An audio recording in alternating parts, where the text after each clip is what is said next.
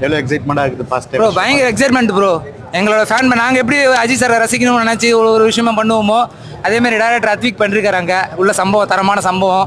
உள்ள இன்னொரு எவ்வளோ நேரம் டைம் இருக்குன்னு தெரியல. டைமை பார்த்தா தான் தெரியும். இன்னும் 3/4 மணி நேரம் இருக்கா. 3/4 மணி நேரத்தில் இன்சூரன்ஸ் கிளைம் பண்ணலாம். கிளைம் பண்ணி வச்சுக்க சொல்லுங்கள் சீக்கிரம். உடனே கிளைம் பண்ணி வச்சுக்க சொல்லுங்கள் ரேவந்த் அண்ணன்.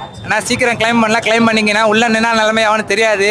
நாங்கள் என்ன பண்ணுவோம், சுற்றி இருக்கவங்க என்ன பண்ணுவாங்க, உள்ள ஃபயர் பிளாஸ்ட் ஆகுமா, சத்தத்தில் ஸ்க்ரீனே கிளிந்தாலும் கிளிய வாய்ப்பு உண்டு. அந்த அளவுக்கு கற்றுவோம். வெளியே இப்படி கற்றுவோன்னா உள்ள அஜித் சாரை பார்த்தா என்ன கற்றுவோம். எங்கள் பத்மபூஷன் இயற்கை வந்து நாங்கள் எக்காலத்துலேயும் விட்டே தர மாட்டோம்.